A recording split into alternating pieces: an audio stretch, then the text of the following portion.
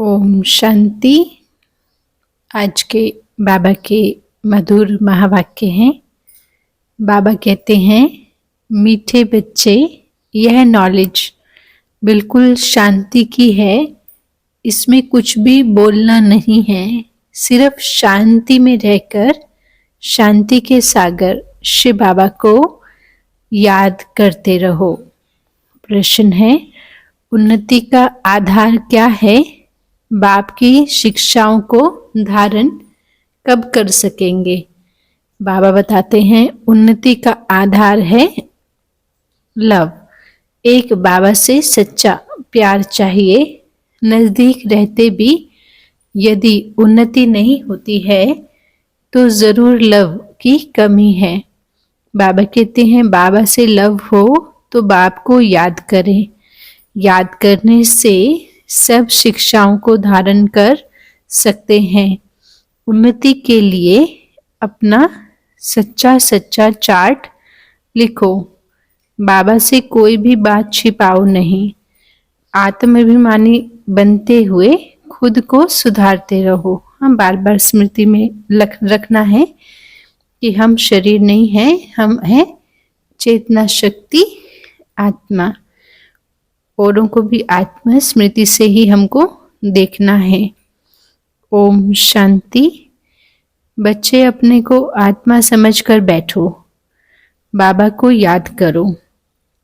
बाबा पूछते हैं, जब भी कहाँ सभा में भाषण करते हो तो घड़ी घड़ी यह पूछते हो कि तुम अपने को आत्मा समझते हो या देह? अपने को आत्मा समझकर यहाँ बैठो। आत्मा ही पुनर्जन्म में आती है। अपने को आत्मा समझकर परमपिता परमात्मा को याद करो। बाबा को याद करने से ही तुम्हारे विक्रम विनाश होंगे। इसको योग अग्नि कहा जाता है। निराकार बाबा निराकारी बच्चों को कहते हैं। शिव बाबा को याद करने से तुम्हारे पाप कट जाएंगे और तुम पावन बन जाएंगे। फिर तुम जीवन मुक्ति को पाएंगे। सभी को मुक्ति के बाद जीवन मुक्ति में आना है जरूर। तो घड़ी घड़ी यह कहना पड़े कि अपने को आत्मा निश्चय करके बैठो। भाइयों और बहनों, अपने को आत्मा समझकर बैठो और शिव बाबा को याद करो। यह फरमान भगवान बाप ने ही दिया है।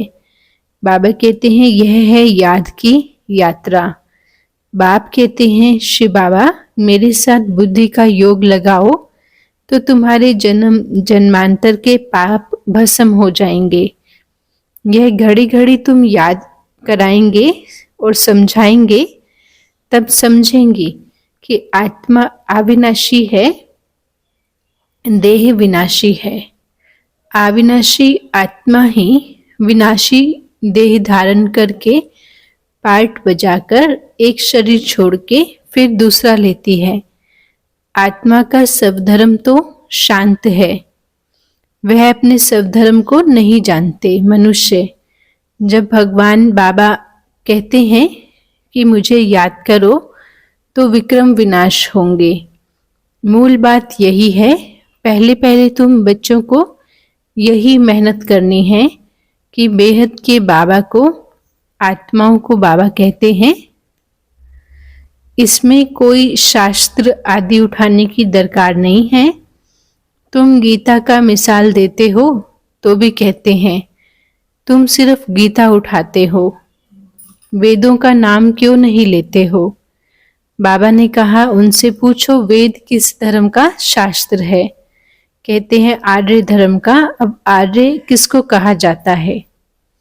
हाँ, जो मर्यादाओं में चलते उसको बोलते आर्य। जो मर्यादाओं में नहीं चलेंगे उनको बोलेंगे अनार्य। अब हिंदू धर्म तो है नहीं, आदि सनातन तो है ही देवी देवता धर्म। फिर आर्य कौन सा धर्म है? आर्य तो आर्य समाजियों का धर्म होगा ना। आर्य धर्म तो नाम ही नहीं है। आर्य धर्म किसने स्थापन किया है? तुमको वास्तव में गीता को भी नहीं उठाना है। पहली बात है, अपने को आत्मा समझकर शिव बाबा को याद करो तो सतो प्रधान बन जाएंगे। इस समय सब आत्माएं तमो प्रधान हैं। पहले पहले तो बाबा का ही परिचय देना है, महिमा भी बाबा की करनी है। यह भी तुम तब कह सकेंगे जब तुम खुद भगवान बाप को याद करते होंगे। इस बात की बच्चों में कमजोरी है, बाबा कहते। बाबा हमेशा कहते हैं, बच्चे याद की यात्रा का चार्ट रखो। दिल से हर एक पूछे, हम कहाँ तक शिव बाबा को याद करते हैं। तुम बच्चों की दिल में अथाह खुशी रहनी चाहिए। तुमको अंदरूनी खुशी होगी तो तुम दूसरों को भी समझाने का असर होगा। पहली मूल बात यही कहना है कि भाइयों और बहनों, अपने को क्या समझो? आत्मा समझो। ऐसे और कोई सत्संग में नहीं कहेंगे। वास्तव में सत्संग कोई है नहीं, सत्य का संग एक ही है, बाकी तो है कुसंग। यहाँ है बिल्कुल नई बातें। वेदों से तो कोई धर्म स्थापन हुआ ही नहीं है, तो हम वेदों को क्यों उठाएं? कोई में भी यह नॉलेज है नहीं। बाबा कहते हैं, कोई में भी यह नॉलेज है नहीं।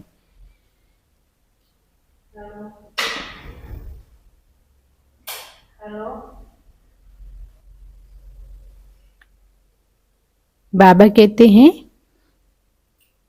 दूसरों को भी समझाने का असर होगा, लेकिन पहले मूल बात यही कहना है कि भाइयों और बहनों, अपने को आत्मा समझो। ऐसा और कोई सत्संग में नहीं कहेंगे। वास्तव में सत्संग कोई है नहीं, सत्य का संग एक ही है, बाकी तो दुनिया का कुसंग है। यहाँ है बिल्कुल नई बात। वेदों से तो कोई धर्म स्थापन हुआ ही नहीं है, तो हम वेदों को क्यों उठाएं? कोई में भी यह नॉलेज है नहीं। खुद ही कहते हैं नेति नेति, अर्थात हम नहीं जानते हैं, तो नास्तिक हुए ना। अभी भगवान बाबा स्वयं कहते हैं आस्तिक बनो, अपने को आत्मा समझो। ये बातें गीता में कुछ कुछ हैं, वेदों में है नहीं। वेद उपनिषद दुनिया में तो ढेर है ना। अब वो किस धर्म का शास्त्र है? तो मनुष्य तो अपनी बातें करते हैं, तुमको किसका भी सुनना नहीं है, बाबा कहते। हाँ, बाप तो सहज तुमको समझाते हैं। अपने को आत्मा समझकर शिव बाबा को याद करो तो पावन बन जाएंगे। इसलिए वर्ल्ड की हिस्ट्री ज्योग्राफी को भी जानना है। तुम्हारा ये त्रिमूर्ति गोला चित्र जो है, ये मुख्य है। इनमें सब धर्म आ जाते हैं। पहले पहले है देवी देवता धर्म। बाबा ने कहा है त्रिमूर्ति गोला बड़ा बड़े आकार का बनाकर दिल्ली के मुख्य मुख्य जो स्थान है ना, वहां पर जहां आना जाना बहुत हो वहां पर लगा दो। हाँ, 3 सीट पर हो, सीढ़ी में तो और धर्मों का नहीं आता है। मुख्य ये 2 चित्र हैं, समझाना ही इस पर है। पहले है भगवान बाबा का परिचय। बाबा से ही तुमको वर्षा मिलता है। इस बात का निश्चय कराने बगैर तुम्हारा कुछ भी कोई समझ नहीं सकेंगे।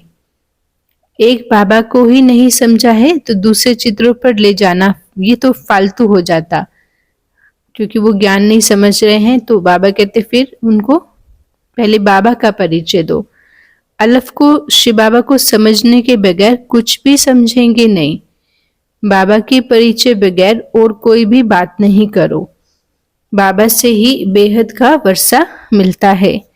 बाबा ख्याल करता है, ऐसी सहज बात क्यों नहीं समझते हैं?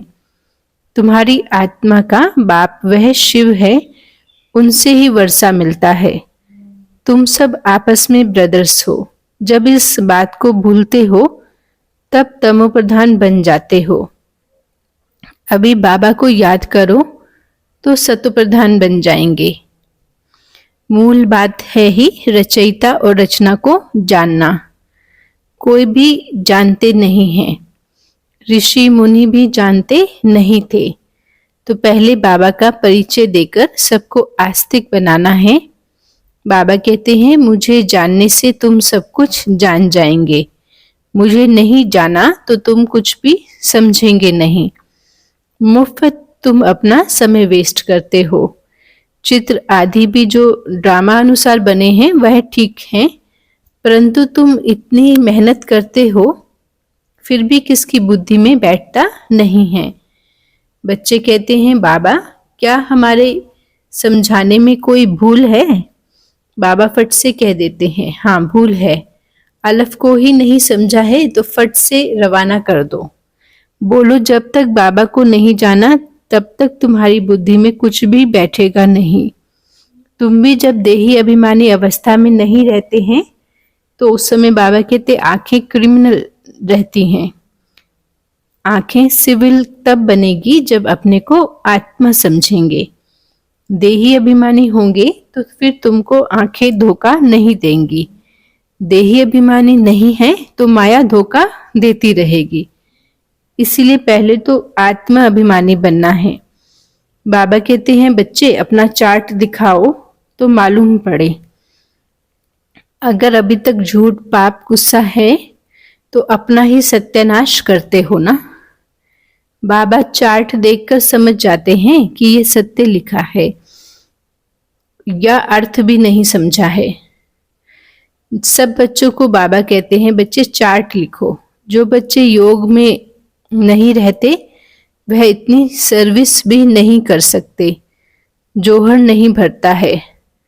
भले बाबा कहते हैं बच्चे कोटों में तो कोई निकलेगा, परंतु जब तुम खुद ही योग में नहीं रहते हैं तो दूसरों को फिर कैसे कहेंगे। सन्यासी कहते हैं सुख जो है वो कागविष्ठा के समान है, वह सुख का नाम ही नहीं लेते हैं। तुम जानते हो भक्ति अथाह है, उसमें कितनी आवाज होती है। तुम्हारा जो ज्ञान है तो बहुत शांति का है। बोलो शांति का सागर तो बाबा भगवान बाबा ही है। अपने को आत्मा समझकर शिव बाबा को याद करना है। बाबा कहते हैं बच्चे मन मना भव, यह अक्षर भी नहीं कहो। हिंदुस्तान की है हिंदी भाषा, फिर संस्कृत दूसरी भाषा क्यों?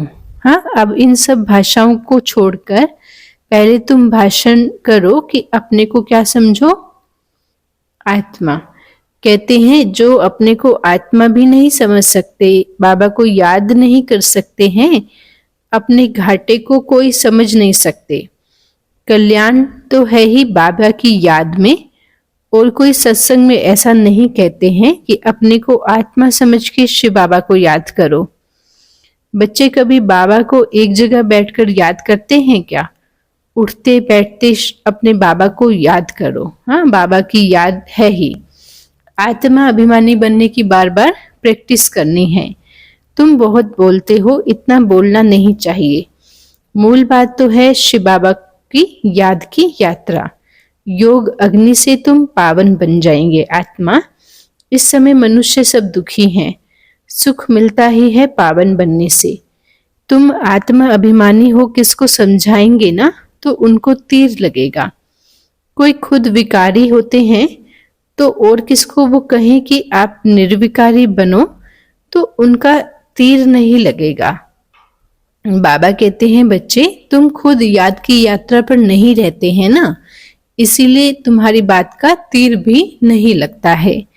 अब भगवान बाबा कहते हैं जो बीत गया सो बीत गया, पहले अपने जीवन को सुधारो। हाँ, पहला दिल से अपने पूछो हम अपने को आत्मा समझ शिव बाबा को कितना समय याद करते हैं। जो बाबा हमको विश्व का मालिक बनाते हैं, हम शिव बाबा के बच्चे हैं ना, तो जरूर हमको विश्व का मालिक बनना है। शिव बाबा वही एक माशूक आकर तुम्हारे सामने खड़ा हुआ है तो उनके साथ बहुत लव होना चाहिए। लव माना याद। शादी होती है तो स्त्री का पति के साथ कितना अटैचमेंट, हाँ, लव होता है। तुम्हारी भी सगाई हुई है, शादी नहीं हुई है। वह तो जब विष्णुपुरी में जाएंगे। हाँ, बाबा ने कहा शादी कब होगी? जब तुम विष्णुपुरी में देवता बनते हैं। पहले तो तुम जाएंगे शिव बाबा के पास, हाँ, अपने घर। फिर ससुर घर विष्णुपुरी जाएंगे। बाबा कहते सगाई की खुशी कम होती है क्या? सगाई हुई और याद पक्की हो जाती है। सतयुग में भी सगाई होती है, परंतु वहां सगाई कब टूटती नहीं है। अकाले मृत्यु नहीं होता है। यह तो यहाँ पे होता है। तुम बच्चों को भी गृहस्थ व्यवहार में रहते पवित्र बनना है। बहुत नजदीक भी रहते हैं, फिर भी उन्नति नहीं होती है। तो जो उस लव से आते हैं बाबा से मिलने, उनकी बहुत उन्नति भी होती है। याद ही नहीं तो लव भी नहीं रहता, तो उनको शिक्षाओं को भी धारण वो नहीं कर सकते हैं। बाबा की शिक्षाओं को धारण करने के लिए शिव बाबा से उतना, बाबा कहते लव भी चाहिए। भगवानुवाच है, तुम बच्चे सबको यही पैगाम दो कि काम महाशत्रु है जो आदि मध्य अंत दुख देता है। तुम तो पवित्र सत्युग के मालिक थे, अभी तुम गिरकर गंदे बन पड़े हो। हाँ, अब यह अंतिम जन्म फिर से पवित्र बनो। कामचिता पर बैठने का हथियाला कैंसल करो। तुम बच्चे जब योग में बोलेंगे तब किसकी बुद्धि में बैठ जाएगा। ज्ञान तलवार में योग का भी जोहर चाहिए। पहली मुख्य है एक बात। बच्चे कहते हैं बाबा हम बहुत मेहनत करते हैं तब मुश्किल कोई निकलता है। बाबा कहते हैं योग में रहकर समझाओ। याद की यात्रा की मेहनत करो। रावण से हारकर विकारी बन गए हो, अब निर्विकारी बनो। भगवान की याद से तुम्हारी सब मनोकामनाएं पूर्ण हो जाएंगी। बाबा स्वर्ग का मालिक बनाते हैं। बाबा डायरेक्शन तो बहुत देते हैं, परंतु बच्चे अच्छी तरह कैच नहीं करते हैं और बातों में बुद्धि जाती है। मुख्य तो है शिव बाबा का पैगाम दो, परंतु खुद ही याद नहीं करेंगे तो दूसरों को कैसे कहेंगे। ठगी तो नहीं चलेगी ना। दूसरों को कहो विकार में नहीं जाओ और खुद जाएं तो जरूर दिल खाएगा। ऐसा भी ठग है, इसलिए बाबा कहते हैं मूल बात है ही अलफ। अलफ को जानने से तुम सब कुछ जान जाएंगे। अलफ को नहीं जानने से तुम कुछ भी समझ नहीं सकेंगे। अच्छा, मीठे मीठे सिकिलदे बच्चों प्रति माता पिता बाप दादा का याद प्यार और गुड मॉर्निंग। रूहानी बाबा की रूहानी बच्चों को नमस्ते। हम रूहानी बच्चों की मीठे मीठे रूहानी बाबा को याद प्यार गुड मॉर्निंग। नमस्ते बाबा, नमस्ते बाबा, नमस्ते, शुक्रिया बाबा।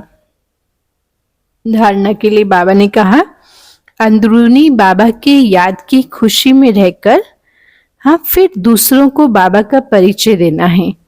सबको एक बाबा की महिमा सुनानी है। शिव बाबा की आत्माभिमानी बनने की बहुत प्रैक्टिस करनी है। बहुत जास्ती बोलना नहीं है। बीती सो बीती, जो बात पास्ट हो गई सो हो गई करके पहले स्वयं को सुधारना है। याद की यात्रा का सच्चा सच्चा चार्ट रखना है। वरदान है ब्राह्मण जीवन में वैरायटी अनुभूतियों के द्वारा रमणीकता का अनुभव करने वाले संपन्न आत्मा भव। ब्राह्मण जीवन में वैरायटी अनुभूतियों के द्वारा रमणीकता का अनुभव करने वाले संपन्न आत्मा भव।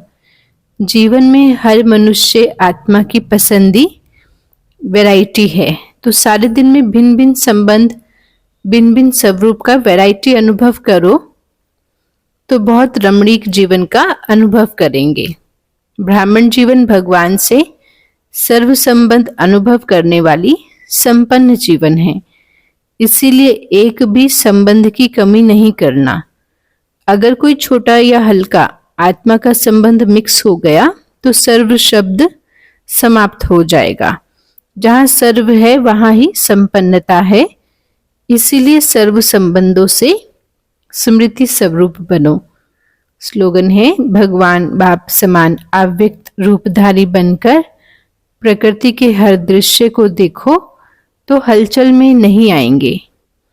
भगवान बाप समान अव्यक्त रूपधारी बनकर प्रकृति के हर दृश्य को देखो तो हलचल में नहीं आएंगे। ओम शांति। राजयोग अभ्यास करेंगे। स्वयं को एक पवित्र कमलासन पे, एक पवित्र प्रकाश की काया में, मस्तक में बैठी आत्मा के रूप में अनुभव करेंगे कि मैं एक पवित्र आत्मा हूँ। अपने को सम्मान का तिलक देंगे कि मैं संपन्न संतुष्ट आत्मा हूँ। मैं पवित्र संपन्न संतुष्ट आत्मा हूँ। मेरे सर्व संबंध शिव बाबा के साथ हैं। सर्व प्राप्तियां मुझे शिव बाबा से होती हैं। मेरा बाबा मेरा संसार है। अब इस सर्वात्माओं के लिए योगदान करेंगे। विश्व की सर्वात्माएं बाबा की प्रिय रतन है, प्रभु रतन है, भाग्यवान आत्माएं हैं, बाबा के वारिस क्वालिटी आत्माएं हैं, देवकुल की देवात्माएं हैं, बाबा के कार्य के यज्ञ के स्नेही सहयोगी सहजयोगी बाबा की राइट हैंड वारिस आत्माएं हैं। ओम शांति। शुक्रिया बाबा। ओम शांति।